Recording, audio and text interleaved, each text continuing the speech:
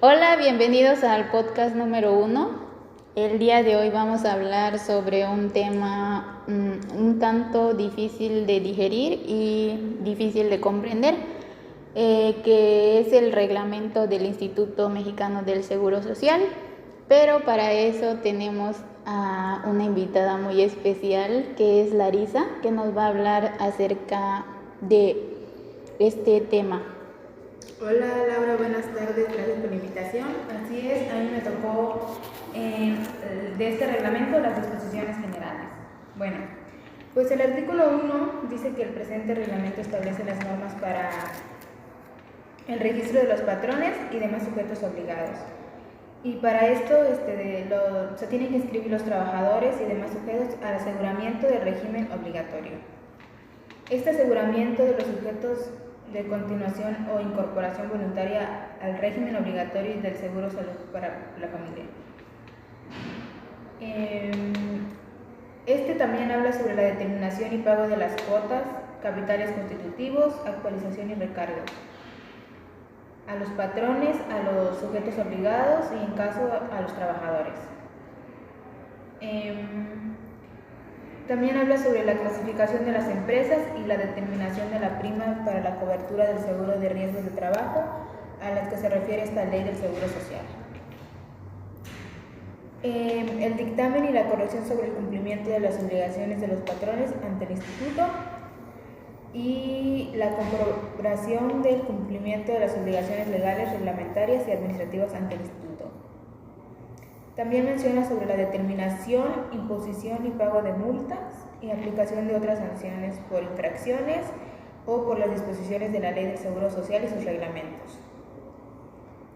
Ahora pasamos al artículo 2, que dice que para los efectos de este reglamento tienen que ser aplicables las definiciones establecidas por el artículo 5A de la Ley del Seguro Social, como las siguientes. El patrón del campo son las personas físicas o morales que realizan actividades agrícolas, ganaderas o forestales, independientemente de su naturaleza jurídica o económica. Hay otra que se llama jornada reducida.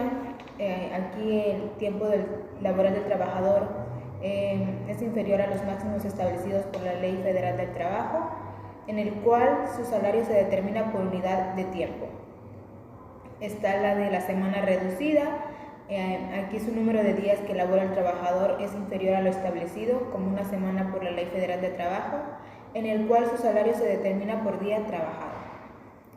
Está la unidad de tiempo laborado. Esta es una medida que utiliza el patrón para la contratación de sus trabajadores y pago a salarios de estos.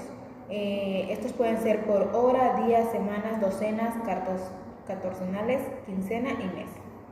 Está el trabajador doméstico. Esta es una persona física que presta sus servicios de aseo, asistencia y demás o propios inherentes del hogar de una persona o familia. Está también el de riesgos de trabajo determinados. Este siniestro concluido por alta médica de un trabajador que ha sido declarado apto para continuar sus labores, puede ser por inicio de una incapacidad permanente, parcial o total, o por la muerte del trabajador siniestrado. Y está también el dictamen. Este es un documento elaborado por un contador público que autoriza la consigna de la opinión sobre el cumplimiento de las obligaciones del patrón ante el instituto. Está la corrección. Este es otro documento que elabora el patrón o sujeto obligado para regularizar el cumplimiento de sus obligaciones ante el instituto. Y también está el programa informático. Este es el medio de captura y transmisión y recepción de información. Este permite a los patrones o sujetos obligados a cumplir a través de medios remotos de comunicación electrónica con sus obligaciones previstas en la ley. Y por último está la entidad receptora. Esta es una persona moral que autoriza para recibir el pago de cuotas y sus accesorios, así como aportaciones voluntarias a los sistemas de ahorro para el retiro y para efectuar la verificación aritmética y totales de las cédulas de determinación presentadas por los patrones.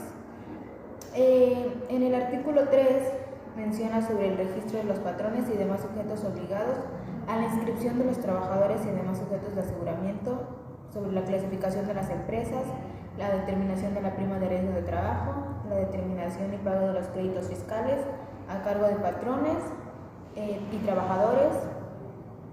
Este reglamento modifica salariales y bajas del registro del contador público autorizado para determinar los modelos de opinión y la carta de presentación del dictamen.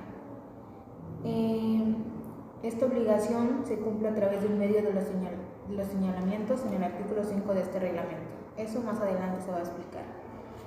La reproducción y presentación de dichos formatos podrá realizarse en la forma y términos que señale el instituto o en cualquiera de los medios previstos en el último párrafo del artículo 15 de la ley, de acuerdo con las especificaciones establecidas por el mismo. En el caso de que se omita presentar información al que se refieren los párrafos anteriores, en los formatos o los medios señalados no se dará el trámite a la solicitud, excepto cuando se hayan publicado por el instituto dichos formatos. Se realizará también mediante un escrito reuniendo todos y cada uno de los requisitos previstos en la ley y este reglamento para el cumplimiento de las obligaciones. Cuando el último día de los plazos señalados en este reglamento para el cumplimiento de las obligaciones sea un día inhábil o viernes de prórroga, el plazo hasta el día hábil siguiente. No se prorrogará el plazo para la presentación de avisos afiliatorios. Qué interesante lo que nos mencionas, Larisa. También podemos recalcar ahí que en el artículo 4 se menciona que el instituto también puede conservar por medios digitales, electrónicos, la información contenida en la documentación, que es lo que mencionaste. Y también se podrá expedir certificación de la información conservadora sin requerir términos legales. También tenemos el artículo 5 que nos habla de que todos los patrones están obligados a hacer todo tipo de trámites por medio de recursos ópticos y digitales y de usar el número patronal. ¿A qué se refiere esto? Pues se refiere a lo que conocemos como la firma electrónica. También nos menciona de que la firma electrónica tiene la misma validez que una firma por escrita. Y también menciona de que el patrón debe presentar un listado de todos los trabajadores al IMSS, es decir, ir al IMSS y decirle al instituto de que mira, estos son todos los trabajadores que tengo a mi cargo, para así que queden registrados ante la institución y esto pues no sea mayor a un periodo de 5 días hábiles, ya que si esto pasa, pues ya se consideraría nulo. Y también en el artículo 6 podemos ver que menciona que en todo caso el instituto entregará al patrón una constancia que compruebe el trámite realizado, ya que de forma impresa o digital. El patrón, después de haber recibido la constancia, confirmará que la información proporcionada sea correcta. Bueno, prosiguiendo, le doy la palabra a otra invitada, que es Yatana, que nos va a hablar acerca del artículo 7 del mismo reglamento. ¿Cómo estás, Yatana? Muchas gracias por haber aceptado esta invitación. Muy bien, Laura, gracias a ti por haberme invitado. Este artículo, el artículo 7 de esta ley, habla sobre las cuotas del instituto de los patrones y el pago de las mismas, y que esto no los libera de las obligaciones de presentar los avisos o movimientos afilatorios. En el artículo 8 menciona la constancia de los días laborados para los trabajadores y algunos datos que debe contener. Algunos de estos datos pueden ser el nombre completo del trabajador y el del patrón, número de registro patronal, clave única de registro de población y la duración de jornadas, ya sea completa o reducida.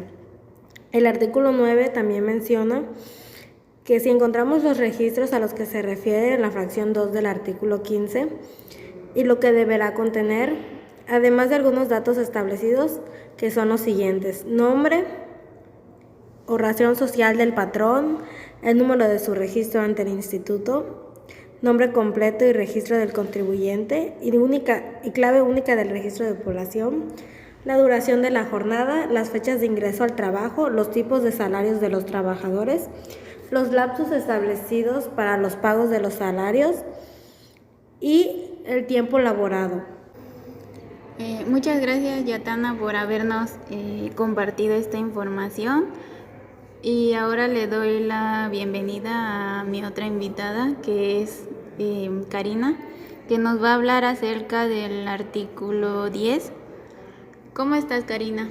Bien, muchas gracias por preguntar. De verdad que es un honor estar hoy aquí en este podcast. Sí, muchas gracias por aceptar mi invitación. No es nada. Bueno, les voy a hablar sobre el artículo 10. En caso de huelga, el patrón tiene la obligación de comunicar al instituto y hacer un escrito de esto, y pues en compañía de las constancias que lo acrediten. Y pues todo esto debe de ser en los 8 días hábiles siguientes, y de igual manera el patrón deberá comunicar su terminación en un plazo no mayor a 5 días hábiles posteriores a la misma.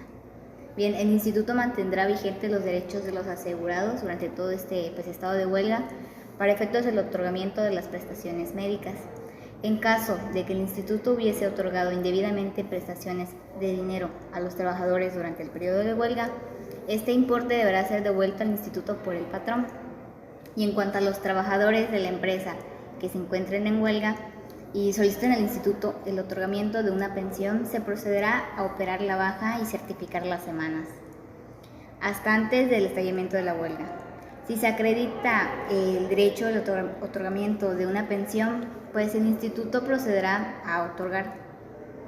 En el artículo 11 nos habla que los patrones que contraten los servicios de trabajadores eventuales por medio de las organizaciones legalmente constituidas podrán cumplir con las obligaciones establecidas en este reglamento.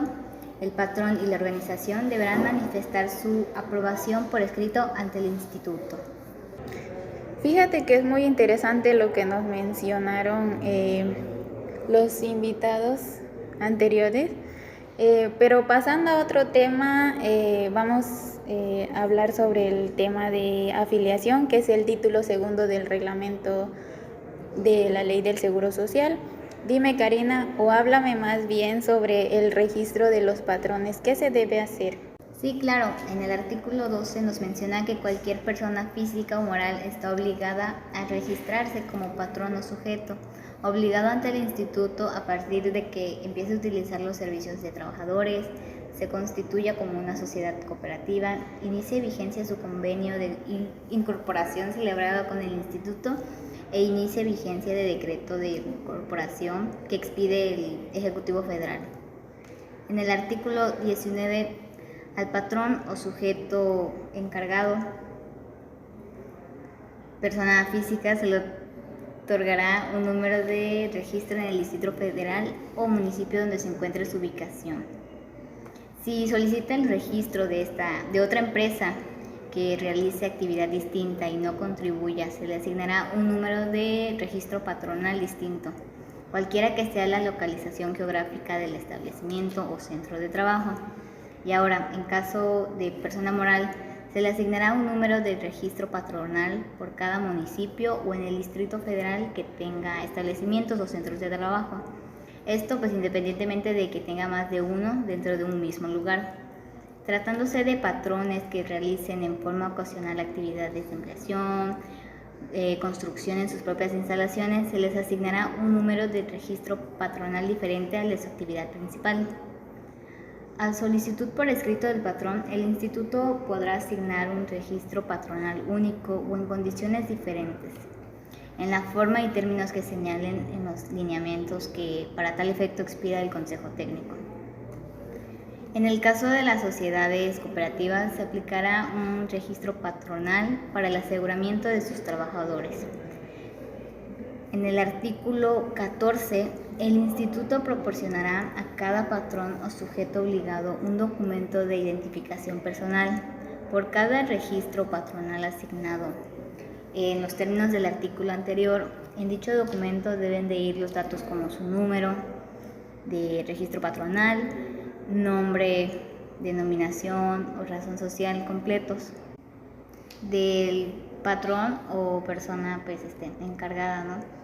Su actividad, clase y fracción, su domicilio, firma del patrón o representante legal, nombre y firma de las personas autorizadas por el patrón para presentar avisos de afiliación.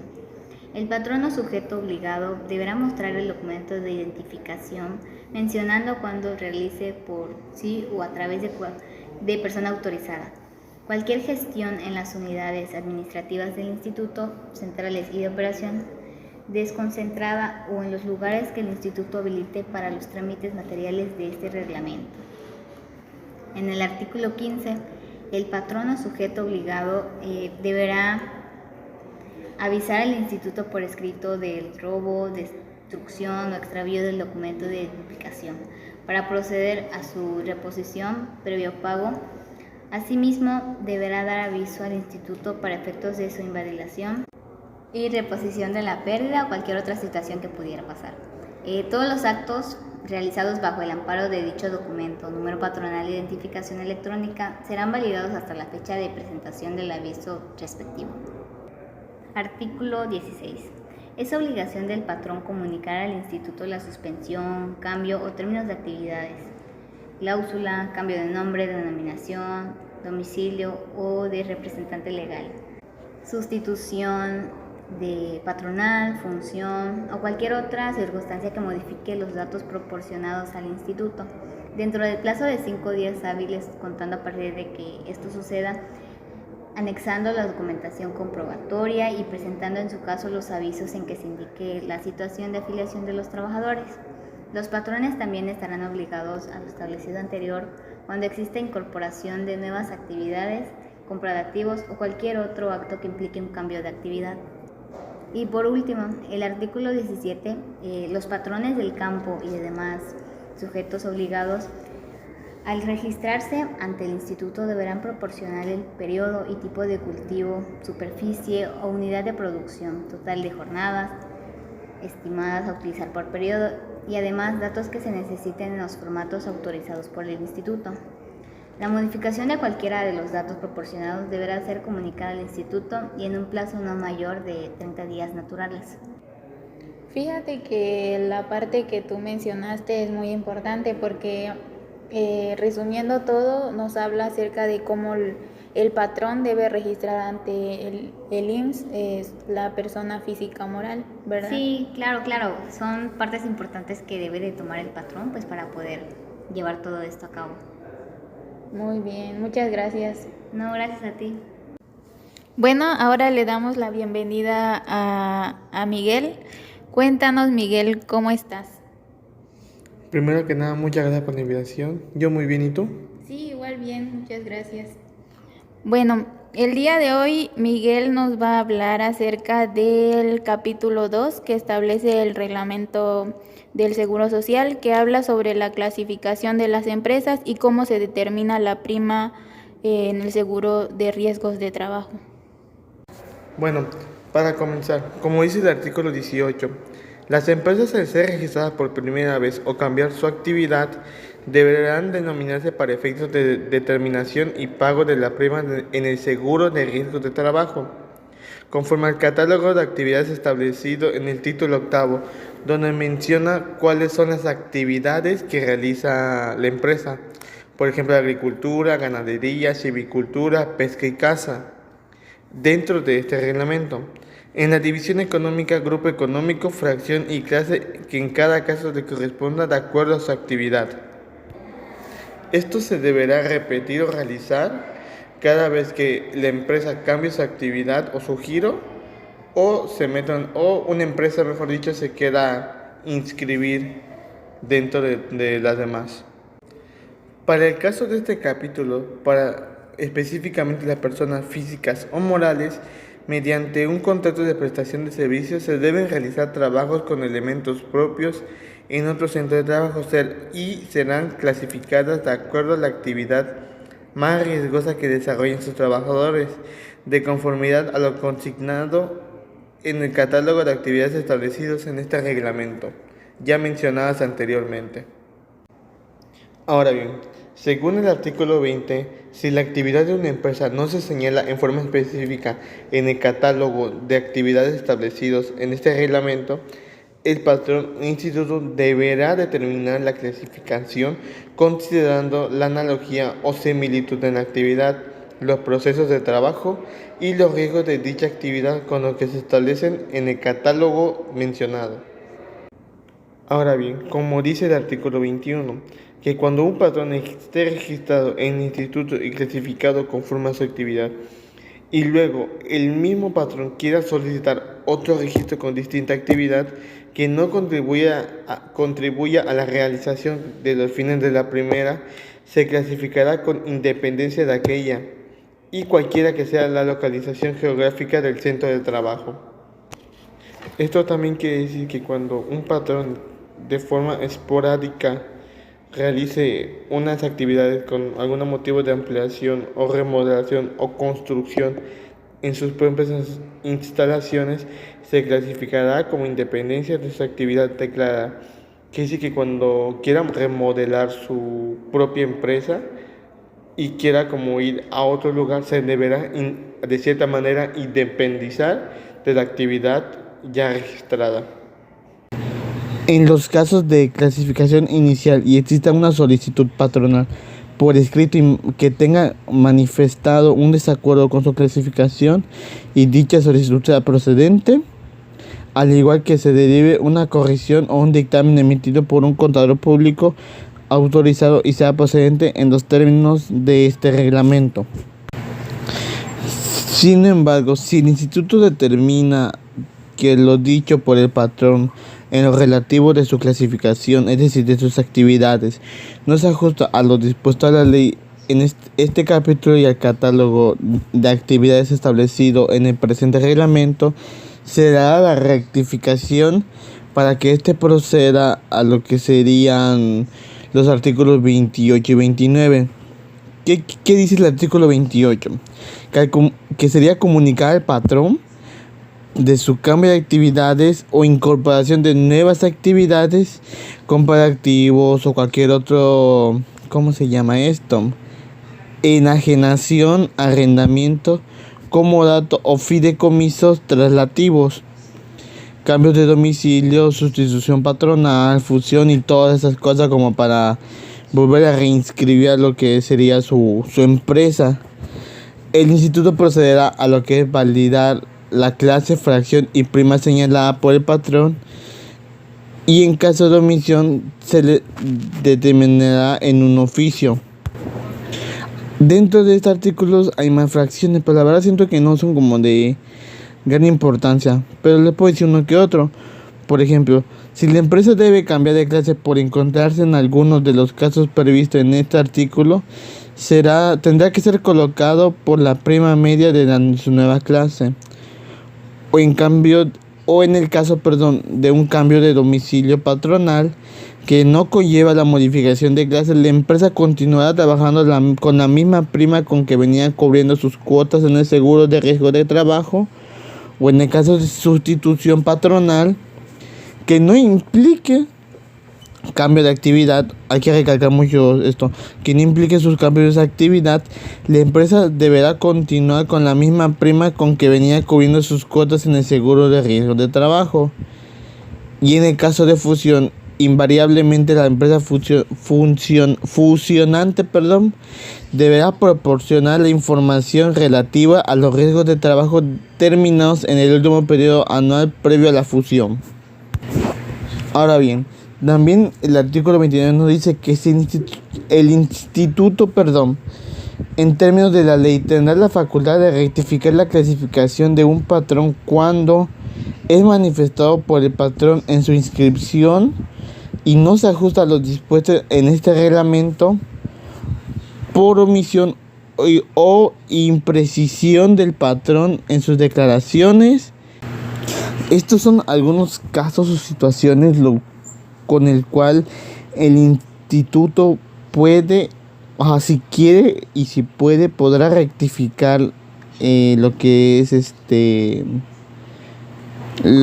es como lo de su giro de actividad, si está correcto y así, ¿no? Como que el oficio, digamos así. Pero también, en caso de que las empresas no cumplan con la obligación establecida en el artículo 18 de este reglamento, el instituto de oficio la clasificará con fundamento en el catálogo de actividades. Es decir, que el mismo instituto puede como que variar y clasificarla hasta cierto punto a su modo, sin salirse de la actividad o del giro que tenga la empresa, y las cuotas de seguro de riesgos de trabajo que deban pagar los patrones y demás sujetos obligados a registrarse por primera vez ante el instituto serán las que resulten de aplicar la prima media de la clase que corresponda a determinada por el propio patrón y validada por el instituto. Ahora, el artículo 25 dice que si la suspensión en forma temporal, ya sea parcial o de todas las actividades de la empresa, no implicará en ningún caso, que tenga que cambiar de clase, es decir, que tendrá su misma clasificación y sus mismas actividades. Por otro lado, si el instituto rectifica la clasificación de un patrón por las situaciones ya señaladas, la rectificación surtirá todos sus efectos a partir de la fecha que determine la resolución respectiva, de acuerdo con algunas reglas. Esto dependerá mucho de los casos que en el caso especial que sea como para cambiar su giro, pero eso ya se ve directamente ahí con el instituto.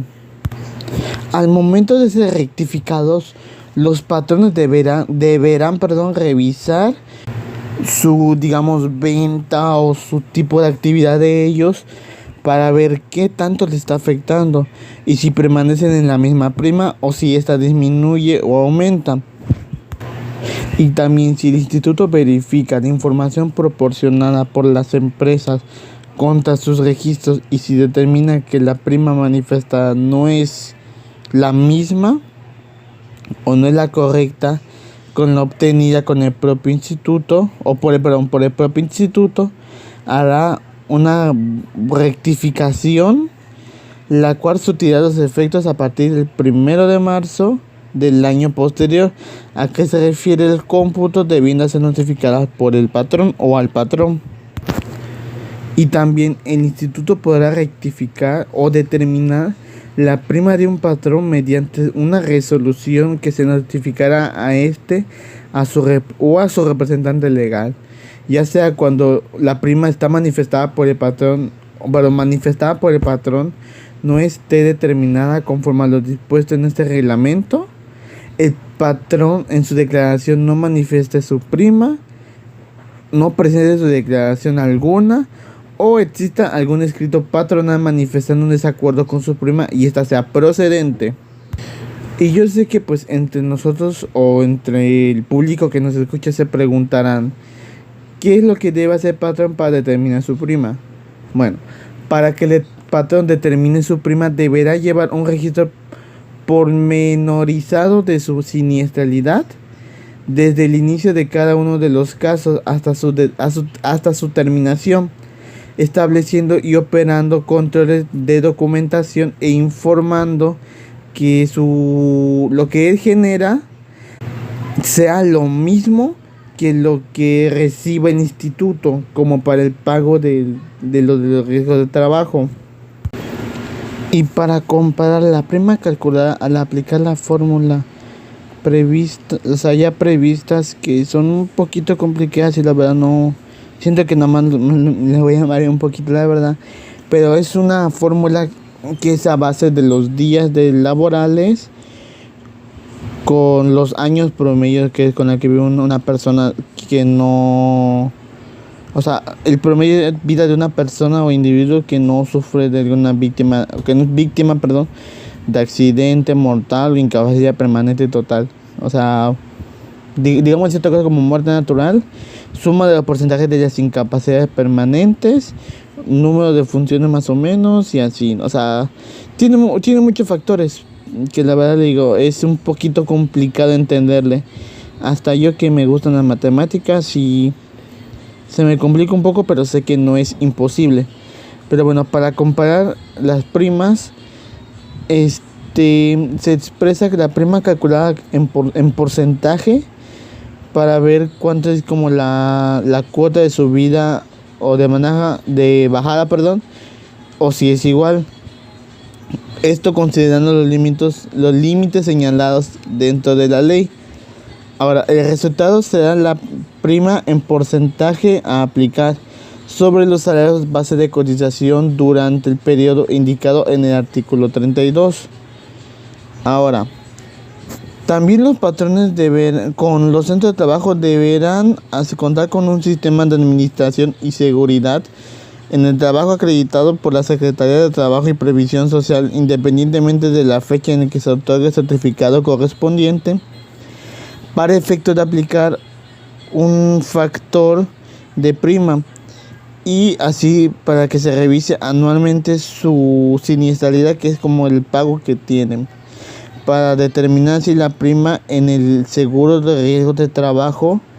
Y también el patrón podrá presentar un escrito que se refiera a la fracción 4 del artículo 33 del reglamento respecto a la resolución que certifique su clasificación, su prima, o bien determine esta última dentro de los 15 días hábiles siguientes a la fecha que surta efecto de la notificación al instituto, para que el escrito se refiera a lo que es, más que referirse, se presente ante la autoridad que emita la resolución, quien tendrá un plazo de 3 meses para poder resolver lo solicitado, y después de pasar ese tiempo sin que se notifique la resolución, se entenderá que la autoridad resolvió negativamente, es decir, que no pudo hacer el trámite correspondiente o lo solicitado, y el patrón podrá promover el juicio contencioso administrativo ante el Tribunal Federal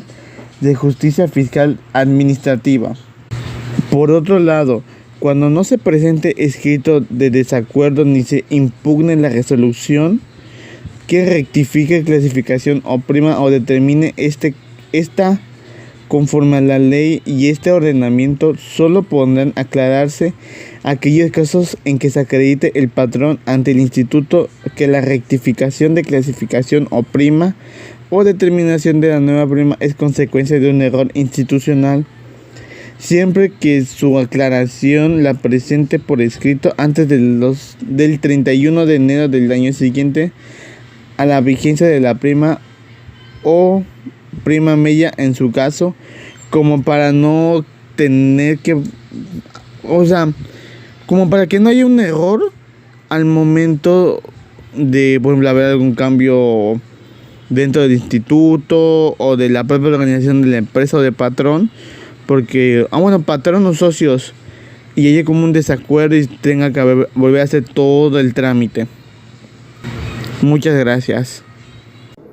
Y volviendo con Karina, háblanos acerca del capítulo 3 que habla sobre la inscripción de los trabajadores. El artículo 45. Los patrones deberán inscribir a sus trabajadores ante el instituto en los términos que señala la ley. Asimismo, podrán hacerlo el día hábil anterior al inicio del contrato laboral, en este caso. El conocimiento de derechos o semanas para determinar el otorgamiento de las prestaciones en dinero y en especie se contabilizará a partir de la fecha como inicio de laboral que señala el aviso.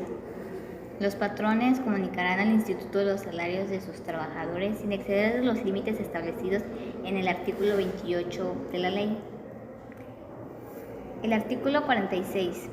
Los patrones que presenten en una sola exhibición 5 o más movimientos de afiliación, tratándose de trabajadores eventuales del campo, los movimientos de afiliación, independientemente del número de trabajadores que comprendan, podrán hacerse en documento impreso o en medios magnéticos. Cuando el patrón tenga registrados hasta 30 trabajadores y cuando sean más de 30, los movimientos de afiliación deberán presentarse en medios magnéticos, digitales, electrónicos, ópticos o de cualquier otra naturaleza. Artículo 47. El instituto, al recibir el aviso de inscripción de un trabajador, verificará que el aviso contenga la CURP del trabajador. El patrón deberá solicitar al trabajador su CURP en la presentación de este documento. No libera al patrón de la obligación de inscribirlo ante el instituto. Artículo 48. El instituto le entregará al Derecho Ambiente un documento de identificación. Este deberá contener el nombre completo del Derecho Ambiente, su CURP firma o huella digital del derecho ambiente y su condición.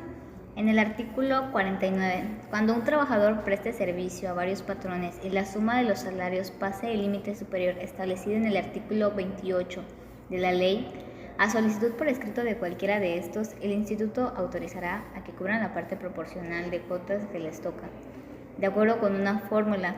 Esta fórmula se las vamos a compartir por nuestra plataforma digital. Ahí ustedes podrán entrar y todas las fórmulas que van a mencionar y hemos mencionado, pues ahí aparecerán. Pero sin embargo se las voy a compartir. Es esta, que se dividirá el tope de cotización entre la suma de los salarios.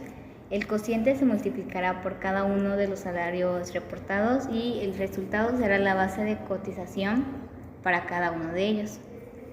Ahora, la autorización que expide el instituto por este motivo estará vigente hasta que se modifique el salario mínimo general del Distrito Federal o las condiciones de aseguramiento del trabajador.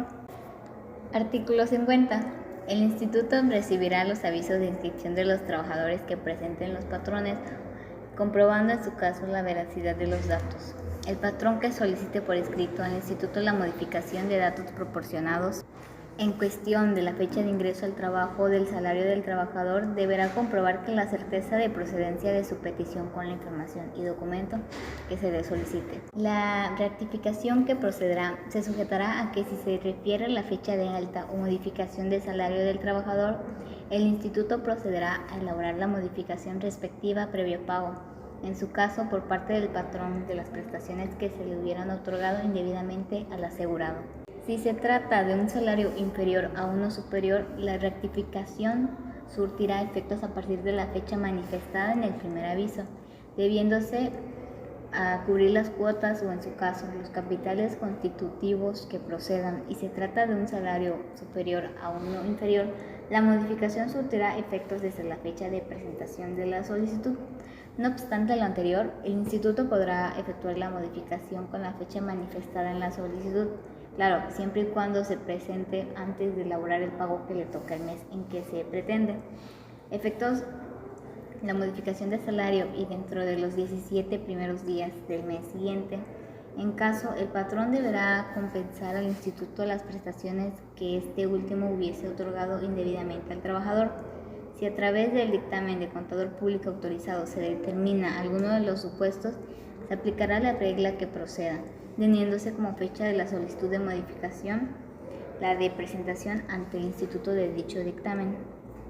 Artículo 51. Para efectos de la determinación de las percepciones, base de cotización de los socios de las sociedades cooperativas, se aplicarán las reglas previstas en la fracción 2 del artículo 30 de la ley.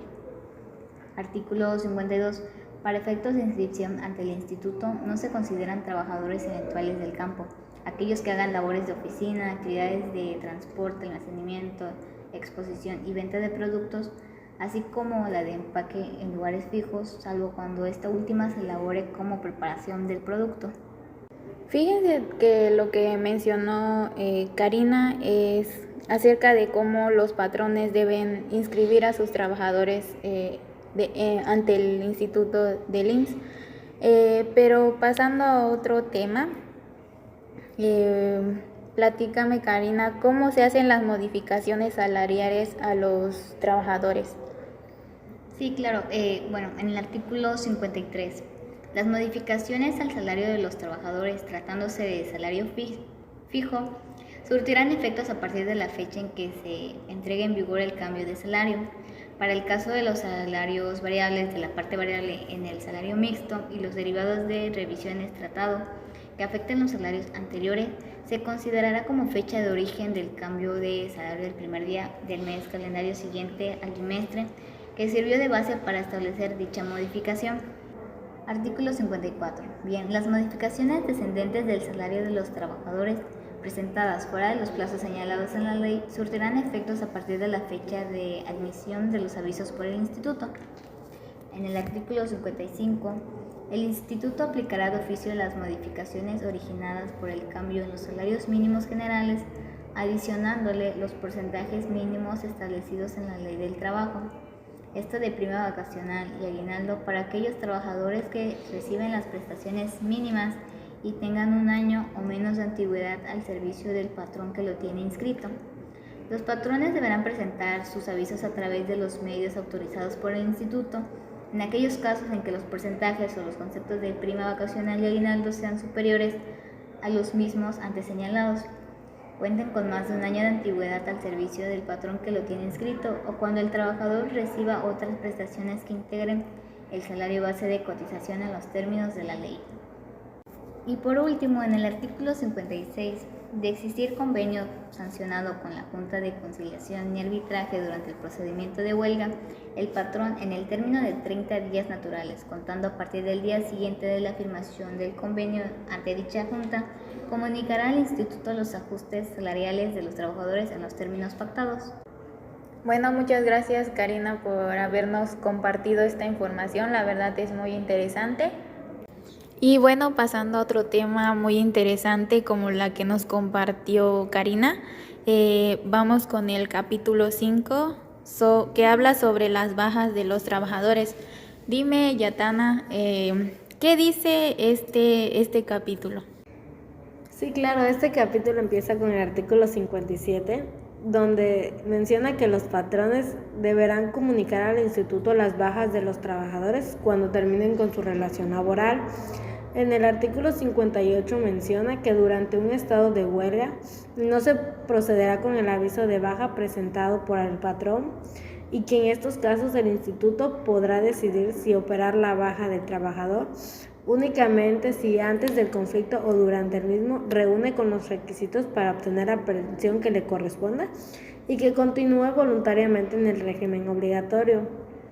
En el artículo 59 pasa algo similar, pero este es mediante el estado de concurso mercantil, no procederá ningún aviso de baja presentado por el patrón respecto a sus trabajadores. El artículo 60 menciona que mientras subsista una relación laboral, no se sufrirá ningún efecto o ningún aviso de baja presentado durante el periodo en el que el trabajador se encuentre incapacitado temporalmente por el trabajo. Bueno, lo que nos mencionas podemos escuchar de que es muy importante, ya que establece cómo el patrón debe registrar ante el instituto cuando se termine la relación laboral. Pero pasando a otro tema, platícanos acerca de la jornada y semana reducida que establece el capítulo 6 del reglamento del Seguro Social. Sí, claro, el artículo 62 habla de cómo el patrón presentará el aviso afiliatorio y algunos puntos que debe tomar en cuenta. Uno de estos es si la jornada del trabajador es corta, se suma el salario mensual que recibe el trabajador por unidad de tiempo por semana y dividirlo entre 7. Y ese resultado será el salario base de la cotización. Otro punto a tomar en cuenta es si el trabajador tiene semana laboral reducida y su salario se determina por día. El salario base de la cotización se determinará sumando el salario que recibía en función del número de días laborados por semana. En el artículo 63 también menciona qué hacer en los casos que el trabajador preste sus servicios a varios patrones laborando para los mismos en mismas jornadas o semanas reducidas. Y aquí se aplicaría que si el monto total de los salarios recibidos por los empleados es inferior a la norma de salarios mínimos del distrito previa solicitud por el escrito del empleador, la unidad estructuramental permite compensar la diferencia de la contribución mínima para cada parte, y si el salario percibido por los trabajadores es igual o superior al salario mínimo general de su localidad, pero no excede los límites establecidos en el artículo 28 de esta ley, les permitirá pagar el salario en forma conjunta. Bueno, pasando al otro tema, hablamos sobre el capítulo 7, que es de la continuación voluntaria en el régimen obligatorio. Sí, claro, este capítulo se compone de 3 artículos, el artículo 64, 65 y 66, donde se hace mención que los asegurados que dejen de pertenecer en el régimen obligatorio podrán optar por continuar voluntariamente en el mismo. También tendrán derecho a contratar el seguro de salud para su familia. El salario base de cotización servirá para la continuación voluntaria del asegurado. Será el que tenía registrado en el momento de la baja del régimen obligatorio o un salario superior a su elección sin exceder el límite máximo señalado en la ley. El asegurado que haya sido dado de baja del régimen obligatorio al momento de inscribirse en la continuación voluntaria podrá optar por continuar protegido a partir de la fecha que elija entre la solicitud de inscripción en la continuación voluntaria o la del día siguiente de su baja, debiendo cubrir en todo caso las cuotas que no fueron enteradas al instituto. Muy interesante lo que nos compartes, Yatana. Básicamente nos compartes acerca del salario base de cotización. Pero ahora platícanos acerca del capítulo 8, que habla de la vigencia de derechos. Por supuesto, el artículo 67 menciona que al recibir el aviso de inscripción de algún trabajador, el instituto lo inscribirá a la unidad médica familiar que le corresponda en su domicilio. Asimismo, deberán comunicar los cambios de su estado civil y de su domicilio para solicitar el registro de nuevos beneficios en la unidad médica. El artículo 68 menciona que el instituto podría allegarse de los elementos de juicio necesarios para determinar si los padres que viven en el domicilio del asegurado o pensionado, así como el concubinario de sus dependientes económicos, por lo que se refiere a los beneficios establecidos en dicho artículo. En el artículo 69 hace mención que las personas que cuenten con dictamen de invalidez, que adicionalmente a su registro como beneficiarios pueden ingresar como asegurados al régimen obligatorio con motivo de una relación laboral, al ser dados de baja como asegurados, podrían volver a adquirir de inmediato el carácter de beneficiarios que tenían antes de su alta como trabajador. El cambio de un asegurado no afecta los derechos adquiridos de uno u otro, salvo las prestaciones otorgadas en cada uno de ellos podrían ser diferentes. En este caso, el instituto determinará las reglas que procederían.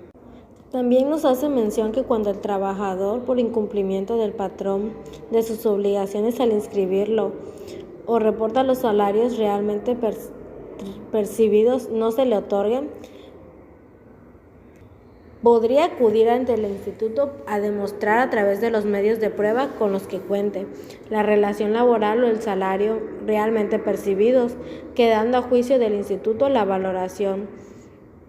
Para obtener el derecho de acreditamiento de semanas cotizadas, los trabajadores de la construcción deberán acreditar su relación laboral con el patrón que haya pagado sus cuotas en formas estimadas durante el periodo en que se dio la relación laboral. El artículo 73 menciona que para los efectos de la certificación del derecho en el seguro de enfermedades y maternidad se considera como semanas de cotización las que se encuentren aparadas por el certificado de incapacidad médica para el trabajo expedidos por el instituto. En el artículo 74 nos hace mención de los efectos del otorgamiento a los que se refiere.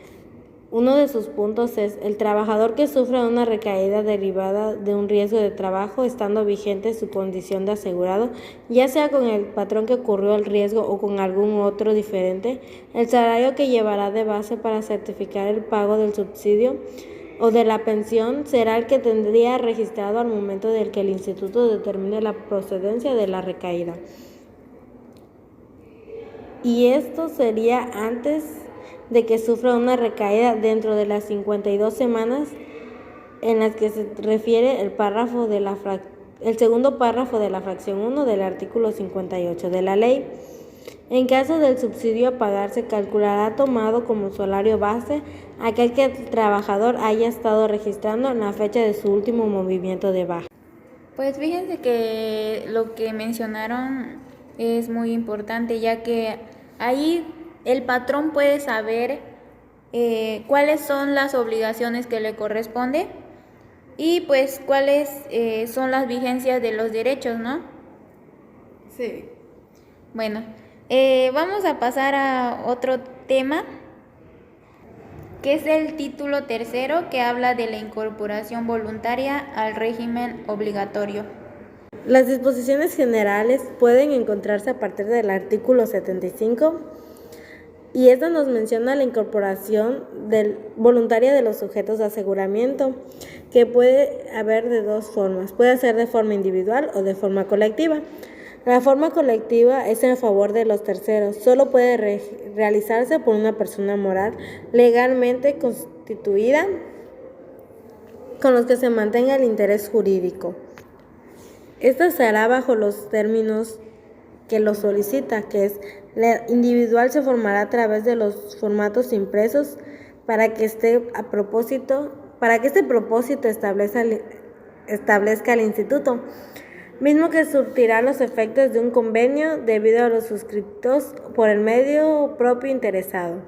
Y la colectiva se formalizará previa solicitud mediante la celebración de un convenio, el cual deberá estar suscrito por el representante legal del contratante y por el instituto, y comprenderá un mínimo de 25 personas.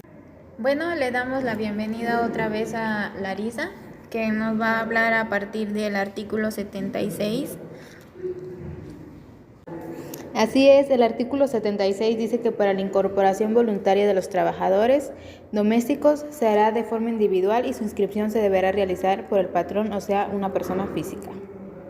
El artículo 77 dice que las incorporaciones de los sujetos a que se refiere este título se podrán realizar en cualquier día hábil del año, en los órganos de operación administrativa desconcentrada que correspondan al domicilio de dichos sujetos o en los lugares que para tal situación habilite el instituto. El inicio de estos servicios para las incorporaciones, ya sean individuales o colectivas, será a partir del día 1 del mes del calendario siguiente al de la inscripción. Eso significa que si me inscribí en el mes de agosto, mi inicio de servicio será el día 1 de septiembre, o sea, el siguiente mes que se haya hecho la inscripción.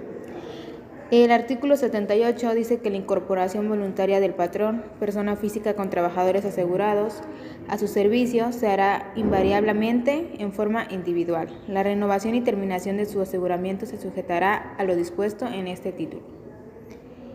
El artículo 79 menciona que en el caso de las incorporaciones colectivas, la inscripción inicial se efectuará dentro de los 30 días posteriores a la firma del convenio respectivo. Si dentro de este plazo, al que se refiere el párrafo anterior, no fueran recibidos por el instituto los avisos de inscripción del número mínimo de sujetos de aseguramiento o fueran presentados extemporáneamente, el convenio no surtirá efecto legal alguno. Las inscripciones recibidas podrán ser tramitadas por el instituto bajo los supuestos y términos que se señalan para la contratación individual, con el consentimiento previo a los interesados. Para que esta contratación se pueda llevar a cabo, se necesita el consentimiento de los interesados. El artículo 80 dice que para los sujetos a los que se refieren las fracciones 1, 2, 3 y 4 del artículo 13 de la ley, que es la renovación del aseguramiento, se efectuará dentro de los 30 días naturales anteriores a la fecha de vencimiento del mismo.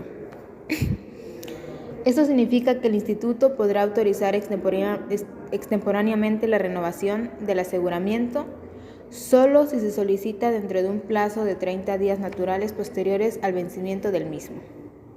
Dicha renovación surtirá sus efectos a partir del día siguiente a la conclusión del convenio anterior. En caso de no realizarse la renovación en los plazos a los que se refiere este artículo, la siguiente inscripción se considerará como inicial para todos los efectos legales. Bien, el artículo 81 dice que los sujetos de aseguramiento señalados en este título y sus beneficiarios deberán someterse a los exámenes y estudios que el instituto determine para constatar su estado de salud. En todos los casos y previamente al aseguramiento, los sujetos de referencia y sus beneficiarios deberán llenar y firmar individualmente el cuestionario médico, que para tal efecto les será proporcionado por el instituto. Tratándose de menores de edad o en su caso de incapacitados, el llenado y firma del cuestionario estará a cargo del asegurado. El artículo 82 dice que no será sujeto de aseguramiento el solicitante que presente alguna enfermedad preexistente, tales como tumores malignos, enfermedades crónico-degenerativas, enfermedades por atesoramiento, enfermedades crónicas del hígado, insuficiencia renal crónica, insuficiencia cardíaca, enfermedad pulmonar obstructiva crónica con insuficiencia respiratoria, entre otras. También entran las enfermedades sistemáticas, que son las del crónico del tejido conectivo. Aquí también entran las adicciones como el alcoholismo y otras toxicomanías. Trastornos mentales como psicosis y demencias, enfermedades congénitas y síndrome de inmunodeficiencia adquirida o virus de inmunodeficiencia adquirida humana positivo VIH. El artículo 83 dice que no se proporcionarán las prestaciones en especie al asegurado o sus beneficiarios durante los tiempos y por los padecimientos y tratamientos siguientes. El primer tiempo es de 6 meses en caso de que sea una tumoración benigna de mama. El segundo tiempo es 10 meses si es un parto. El tercer tiempo es 1 año si se trata de litrotipsia, de una cirugía de insuficiencia venosa y varices, si se trata de una cirugía de hernias excepto hernia de disco intervertebral, si se trata de una cirugía de entrabismo. Y el cuarto, que son 2 años, si se trata de una cirugía ortopédica. Estos tiempos serán computados a partir de la fecha en que el asegurado y sus beneficiarios queden inscritos ante el instituto. Transcurridos los mismos, podrán hacer uso de las prestaciones en especie respecto a los padecimientos y tratamientos antes señalados. El artículo 84 menciona que el aseguramiento en incorporación voluntaria no cubre cirugías estéticas, adquisición de anteojos, lentes de contacto, lentes intraoculares y aparatos auditivos. Cirugía para corrección de astigmatismo, miopía e hipermetropía. Tampoco entra en el tratamiento de lesiones derivadas de la práctica profesional de cualquier deporte con riesgo físico, si se trata de un examen médico preventivo solicitado por el asegurado o sus beneficiarios, si se trata de un tratamiento de trastornos de conducta y aprendizaje, tratamientos dentales, excepto extracciones, obturaciones y limpieza, otorgamiento de órtesis, prótesis y aditamentos especiales. Pasamos al artículo 85, que dice que no serán aplicables las disposiciones señaladas en los artículos 81, 82 y 83 antes mencionadas de este reglamento a las incorporaciones voluntarias al régimen obligatorio solicitadas dentro de un plazo de 12 meses, contando a partir de la fecha de la baja del solicitante, sea con el carácter de asegurado o beneficiario en el régimen obligatorio o el del seguro de salud para la familia, siempre que hubieran estado bajo seguro 52 semanas previas a dicha baja. Tampoco serán aplicables las anteriores disposiciones en el caso de aquellos sujetos que hubieran estado afiliados a algún régimen de seguridad social a través del decreto presidencial y demuestren a juicio del instituto este supuesto y soliciten su incorporación voluntaria al régimen obligatorio dentro del plazo de 12 meses contando a partir de la fecha en que hubieran dejado de ser sujetos del decreto. El artículo 87 dice que podrá darse por terminado anticipadamente el aseguramiento sin responsabilidad para el instituto cuando el asegurado o beneficiario permita o propicie el uso indebido del documento que compruebe tal calidad, o si durante el primer año de vigencia del aseguramiento se presenta alguna de las enfermedades señaladas como preexistentes y no hubiera sido declarada por el asegurado o beneficiario al momento de llenar el cuestionario respectivo, o por el asegurado en el caso de ser menor de edad o incapacitado. En el caso de las fracciones anteriores, el instituto cobrará al asegurado o a la persona que sin derecho haya recibido la atención médica el costo total por los servicios prestados. El artículo 88 menciona que para los efectos del artículo 231 de esta ley se considerará lo siguiente: si es un asegurado de forma individual, tiene que tener la declaración expresa firmada por el asegurado surtiendo efecto al término de la anualidad pagada y no tiene que pagar la cuota anual al momento en que corresponda a la renovación. En caso de que sea un aseguramiento de forma colectiva, tiene que tener la declaración expresa firmada por el grupo de asegurados la que surtirá efectos al término de la anualidad o parcialidad pagada. Por no pagar la cuota anual al momento en que corresponda la renovación, o en su caso 2 o más parcialidades, y por incumplimiento en la renovación del requisito del número mínimo de asegurados establecido en el artículo 75 antes mencionado de este reglamento. Y por último, para terminar con el título tercero, el artículo 89 dice que los sujetos de aseguramiento comprendidos en este título que ingresen al régimen obligatorio y sean dados de baja en este dentro de la anualidad o parcialidad del aseguramiento pagado, continuarán su aseguramiento hasta el cumplimiento del plazo respectivo. Esto quiere decir que aunque estén dados de baja, continuarán con su aseguramiento hasta que el plazo haya vencido. Bueno, pasando a otro tema, vamos a hablar sobre la determinación y pagos de cuotas del título quinto del reglamento del Seguro Social, que es el capítulo 2, que habla de la determinación de créditos. El artículo 112 dice que en los supuestos previstos en los artículos 39 y 39A de la ley antes mencionado y explicado por el invitado Miguel, el instituto podrá en cualquier caso requerir al patrón información que le sirvió de base para determinar o ajustar las cuotas obrero-patronales, misma que se podrá presentar en medios magnéticos o documentales.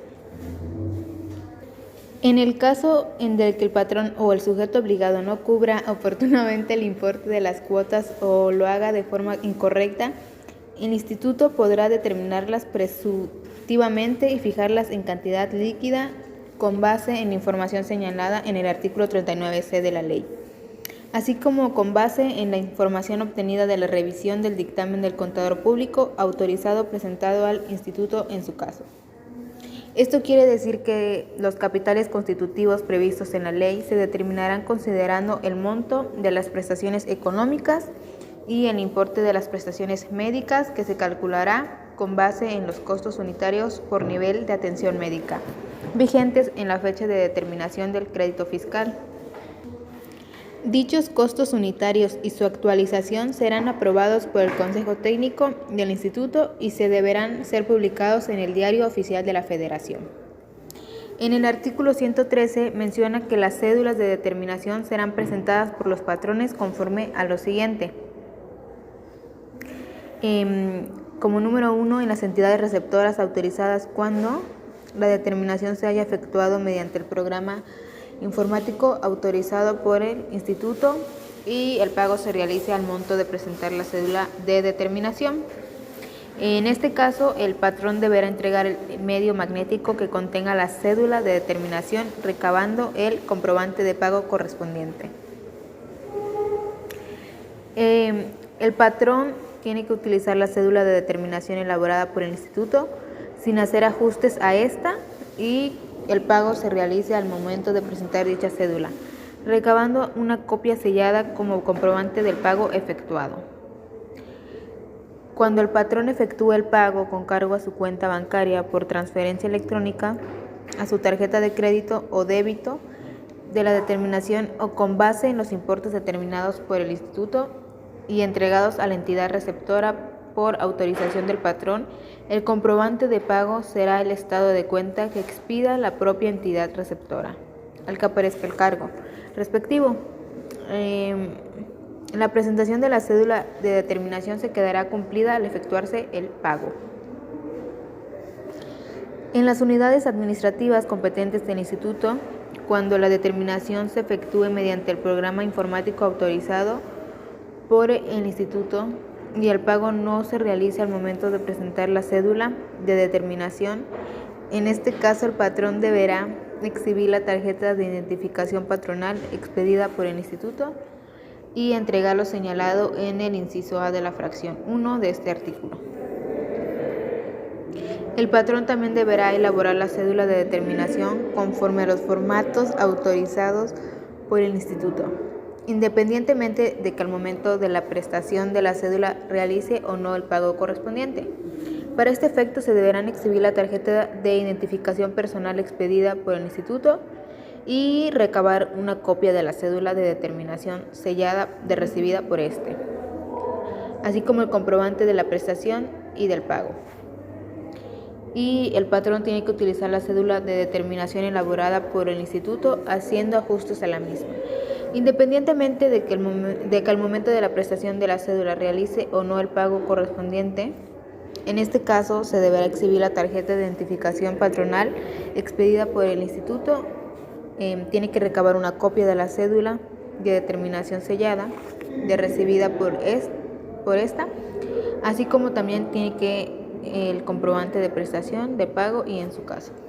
Se rechazará la cédula de determinación presentada el medio magnético cuando éste presente daños que impidan verificar el contenido o en el caso de que la suma de los importes parciales no coincida con el importe total de la determinación. El patrón también determinará las cuotas obrero-patronales mediante el programa informático autorizado por el instituto cuando tenga 5 o más trabajadores.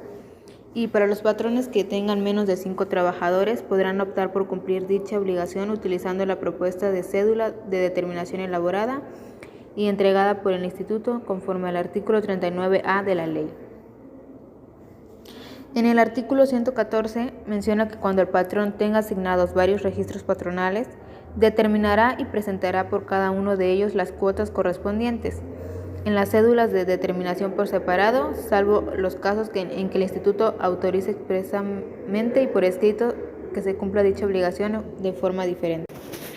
Bueno, prosiguiendo con el capítulo 2 sobre la determinación de créditos, en el artículo 115 menciona que cuando se renueve la inscripción se debe pagar la primera cuota y las segundas siguientes se debe pagar dentro del plazo que establezca la institución que lo autorizó. Y también en el artículo 116 se menciona que cuando un trabajador se ausente a sus labores y no se pague un salario que compruebe una relación laboral, cuando se trate de un trabajador con jornada reducida se cotizará y pagará únicamente por el seguro de enfermedad y maternidad, y el patrón debe presentar una aclaración en donde especifique que se trata de cuotas omitidas por ausentismo, comprobando la falta de pagos de los salarios. Esto puede ser mediante las nóminas, ya que ahí se registra de que no se le hizo el pago al trabajador. Y pues ahora bien, si se trata de trabajadores con semana reducida, se ajustará igualmente a lo que ya mencioné. En este caso, para obtener el número de días de cotización se resta del total de días que contenga el periodo de cuota el número de días a descontar. Por ejemplo, si el trabajador labora 5 días y se ausenta un día dentro del mes que corresponde, se le descuenta un día. En otro caso de que el trabajador labore 4 días y se ausenten 2 días dentro del mes, se le descuenta 4 días y así consecutivamente. También en el artículo 118 habla de que cuando se trate de pagos realizados fuera de tiempo, el patrón cubrirá a partir de la fecha en la que los créditos se hicieron exigibles. Y en el artículo 119, los gastos que realice el instituto por inscripciones procedientes y demás de los que se refiere a como, por ejemplo, las multas y capitales constituidos, se integrarán con los importes de las prestaciones económicas y en especie. Bueno, prosiguiendo con el tema, voy a hablar sobre el capítulo 3, que es acerca de los pagos. Bueno, según el artículo 120 nos menciona que el pago de las cuotas obrero-patronal se deben realizar ante las unidades administrativas del instituto o en oficinas que estén autorizadas. Los demás, como por ejemplo el seguro de retiro y la cesantía en edad avanzada y vejez, deben ser pagadas a la Comisión Nacional de los Sistemas de Ahorro para el Retiro mediante la cédula de determinación. Ahora bien, el artículo 121 nos menciona que cuando hablamos de la forma de realizar este pago, puede ser mediante la tarjeta de crédito, débito o transferencia electrónica y solo se aceptan en las entidades receptoras autorizadas, es decir, solo se aceptan en las que autorice el instituto. El artículo 122 nos habla que cuando se realice este pago, el patrón debe conservar los comprobantes del pago que haya hecho. El artículo 123 nos habla de que la devolución al patrón de una parte proporcional de la cuota se realizará en el momento que se efectúen el entero de las cuotas obrero-patronal. Bueno, seguimos con el capítulo 4, que habla de los plazos para el pago. El artículo 125 habla sobre las unidades administrativas del instituto o las entidades receptoras que corresponden. Dice que estas entidades deben verificar que antes de recibir el pago, que el formato que le dé el patrón contenga todos los datos necesarios para dividir las cuotas y que la suma de los importes sea igual al importe a pagar. De lo contrario, pues la solicitud puede ser rechazada. También en el artículo 126 habla de las cédulas de determinación por cuotas obrero-patronal omitidas. Estos pueden ser omitidas ya sea de que tenga una opinión negativa o que a vista del contador público no sea fiable. Estas deberán pagarse cuando se renueve o se resuelva este dictamen, o sea, que se resuelva de que el problema que se encontró. El artículo 127 nos habla de las cédulas de liquidación emitidas por concepto de cuotas, capitales constitutivos, recargos y multas y gastos realizados por el instituto. Dice que estas deben ser pagados dentro de los 15 días siguientes de que surja en efecto su notificación. También el artículo 128 nos habla de los asegurados por concepto de seguro de retiro y cesantía en edad avanzada y vejez. Pues aquí se menciona que se pagará su cuota por mensualidad adelantada a más tardar el día 17 de cada mes que según le corresponda. El artículo 129 nos habla de que en caso de sustituir al patrón, se notificará al mismo el estado de adeudo y deberá pagar los créditos fiscales dentro de los 15 días hábiles siguientes a la notificación. El artículo 130 nos habla de que los responsables solidarios deben pagar los créditos fiscales y que adeuden al IMSS dentro de los 15 días hábiles siguientes en el que surja efecto la notificación. Bueno, y proseguimos con el capítulo 5, que habla de los pagos efectuados sin justificación legal. Por si se preguntaban qué pasa si el patrón cumple con todos los deberes de pagar al IMSS, pero se le pasa la mano y paga de más y no tiene justificante legal, ¿el IMSS se lo devuelve? Pues el artículo 131 menciona que el patrón sí puede solicitar la devolución de la cantidad que haya dado de más sin justificación legal. Esto mediante una solicitud por escrito y presentándose ante la unidad administrativa de su domicilio y adicional anexando la documentación que acredite que el pago haya sido mayor a lo que correspondía. Pero cuando se solicite la devolución debe ser dentro de un plazo de 50 días siguientes en el que se haya hecho el pago. Entonces, si hablamos de temas que se refieren al seguro de retiro o cesantía en edad avanzada y vejez, el IMSS te va a decir que no. ¿Por qué? Te va a decir, mira, yo no tengo problemas con devolverte lo de la cuota obrero patronal, pero cuando hablamos del seguro de retiro o cesantía en edad avanzada, no puedo. ¿Por qué? Porque no le corresponde a él, no está en su registro, no está en sus actas más bien. Entonces, en este caso, el patrón tendría que presentarse ante la entidad que le corresponda, ¿no? que en este caso es el Afore. Y el artículo 132 nos dice que cuando hablamos de una devolución por concepto de cuotas obrero-patronales, en este caso será únicamente respecto a las cantidades pagadas con relación a las cuotas patronales.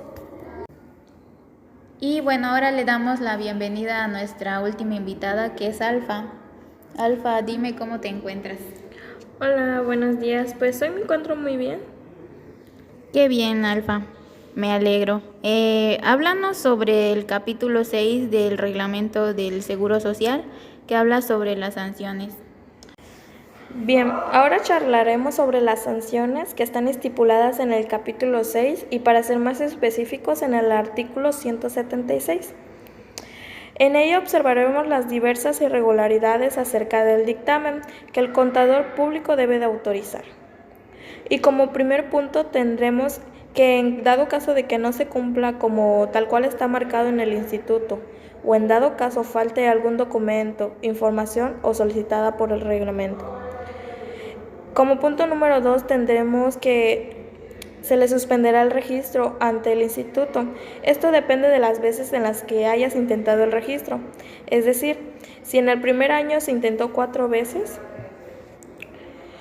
pues tienes hasta el siguiente año para poder volver a hacer tu registro. Esto aplaza hasta 2 años, cuando por ejemplo te dan un lapso de 15 días y si no se entregó lo solicitado, pues tienes un lapso hasta dentro de 2 años para volver a poder hacer tu registro. Ahora bien, para ver una cancelación ya directa del IMSS es cuando reincides en el mismo factor, es decir, si ya te dijeron que te falta algún documento, que no cumples con cierto y sigues repitiéndolo, eso es una forma de cancelación, porque estás intentando muchísimas veces el registro de algo que ya se te estipuló, que algo ya se te marcó que no está correcto. Ahora bien, si el registro es así, consta de informar, comprobar, acreditar la evaluación, dar aviso a los patrones acerca del proceso del dictamen, es decir, tienes que hacer todo lo que indica el registro, de lo contrario puede haber una suspensión más grave. Y bien, para todo esto tenemos que tener pues nuestro procedimiento ya estipulado, ya marcado, ya conocido, como lo mencioné anteriormente, el cual es la comprobación, constar con toda la información, la acreditación para la evaluación y sobre todo pues dar aviso para que pues revisen tu registro. Ahora bien, durante tu proceso, si ya mencionaste las irregularidades, las debes de informar y tienes el lapso de 15 días. Esto se determina 15 días para nuestra conveniencia. ¿Por qué? Porque ya tienes la forma de presentar cada una de las pruebas conforme a derecho. Es decir, si el registro te lo está marcando que está mal, pero realmente tú tienes el documento, tú vas directamente hacia la institución a que te conste que tú ya tienes esa validez, que ya tienes el comprobante que determine que tienes todo completo. Y ya como siguiente, la institución determinará y proseguirá dependiendo al área que pues correspondas en este caso. Bueno, ahora háblanos sobre el capítulo 7, en donde se menciona que los patrones pueden corregir en caso de que se haya incumplido ciertas obligaciones ante el instituto. Ahora bien, hablaremos sobre la corrección que está dentro de nuestro reglamento del IMSS. El primer punto que tenemos que tener en cuenta es acerca sobre las obligaciones que nuestro patrón debe corregir, o sea, en cuanto a su cumplimiento. Si en dado caso, pues nuestro patrón quiere cambiar algo, quiere corregir algún incumplimiento que pues él cree que no se amerita, debe de ir y presentarse ante el instituto y hacer una solicitud para que ésta emita la autoridad competente, es decir, que presente los términos. Es así como el registro patronal, el trámite respectivamente debe de realizarse al domicilio que corresponda fiscalmente. De tal forma, el instituto deberá de resolver en un plazo de 15 días hábiles la solicitud de corrección que esta fue presentada. O sea, tienes un lapso de 15 días para que tu solicitud sea aceptada y el periodo pueda regularizar y pueda corresponder de manera fiscal. Ahora bien, después de realizar el trámite de que tu solicitud sea aceptada, tienes un lapso de 40 días para presentarte junto con el patrón, para que de tal forma conste que se está cumpliendo. Y debes de llevar algún tipo de comprobante, es decir, si trabajaste durante unos determinados días, necesitas llevar algún comprobante que avale que sí trabajaste esos días, de que se realizó tu pago y todo ese tipo de conceptos. ¿Para qué? Porque eso determina y confirma que hiciste dicha actividad. Ahora bien, ya lo manifestado, lo acordado durante el trámite, para ello debe de haber una comprobación del instituto, es decir, el instituto tendrá un plazo de 120 días para ir a comprobar que se esté cumpliendo lo acordado. Y es así realmente como termina pues el registro. O sea, no es tan riguroso la situación. Se vuelve de esta forma cuando falsifican documentos, pero eso ya es otro artículo, otra manera de expresar esto. ¿Por qué? Porque nuestro registro termina en el momento que toda la información está comprobada. Entonces, de tal forma que está comprobada, se ejerce, se visita y se da por hecho y concluido que el registro fue exitoso. Muy interesante lo que mencionas, pero ahora hablamos acerca del título séptimo, que es sobre la imposición de multas. Ahora bien, hablaremos sobre la imposición de multas.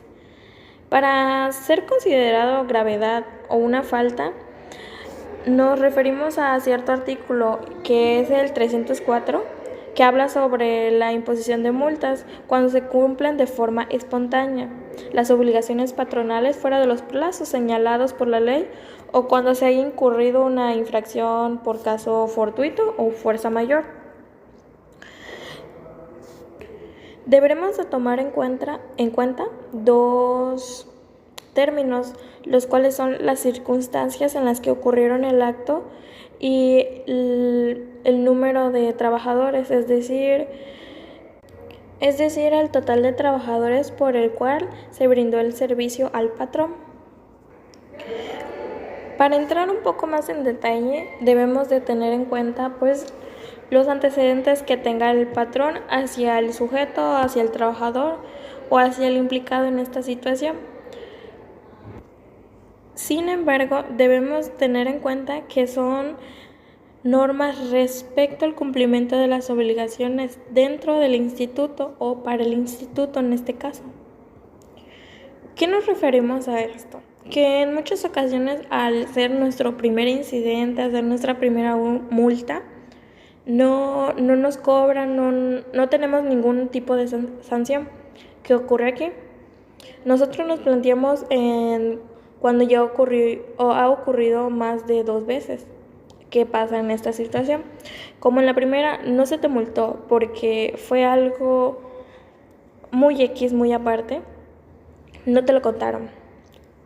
Lo que sucede es cuando ya te lo quieren validar como una segunda multa, es decir, tienes que pagar el doble o cumplir lo que la institución marca, pero al doble.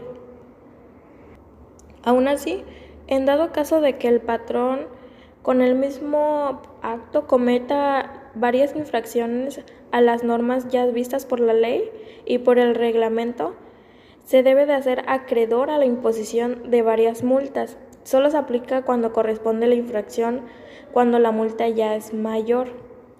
La aplicación de las multas es independiente al cobro del crédito fiscal. y las sanciones impuestas de los términos que marca la ley, como ya mencioné que es del artículo 304, excluye la aplicación de cualquiera prevista hacia la ley por el mismo acto. Las multas impuestas deberán ser pagadas dentro de un lapso de 15 días hábiles siguientes a su informe o a su notificación. Y al ser pagadas durante el plazo de los 15 días, dentro de los 15 días puede reducir hasta un 20%. También debemos de destacar que el instituto puede dejarnos sin efectos a las multas impuestas por infracciones o a las disposiciones de esta ley y sus reglamentos, como una sola exhibición documental por los interesados que se acredite en lo ocurrido durante la infracción. Y entonces el patrón, pues al querer meter esta solicitud, debe de contener pues ciertas especificaciones como lo son pues el nombre, la denominación o la razón social, el número de registro y el domicilio, que como lo dijimos anteriormente, debíamos de constatar en qué domicilio íbamos a hacer el registro, que este debía de ser pues del colaborador. Y como segundo punto deberíamos de tener el número de crédito o periodo en que la multa se expidió y la justificación de que no cometió la infracción por la que se impuso la multa, acompañado de ciertos documentos que valide o acredite esta razón. Y en dado caso, pues el patrón o el sujeto pues implicado puede presentar la solicitud y dentro del procedimiento administrativo podrá presentar la solicitud que anteriormente mencionábamos, que denominaba los nombres, al crédito, al tipo de multa y todo ese caso. Y la unidad administrativa que conozca la solicitud deberá de resolver esto en un lapso de 10 días hábiles a partir de la presentación de dicha solicitud.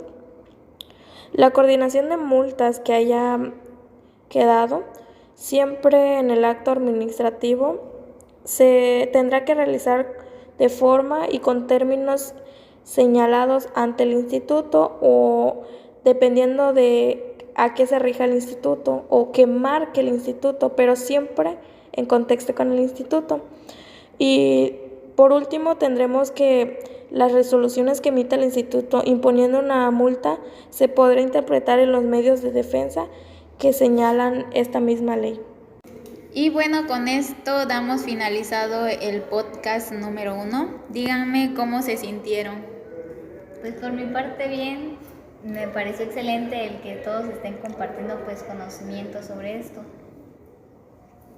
De la misma manera como mi compañera dice, fue muy bonito, muy agradable.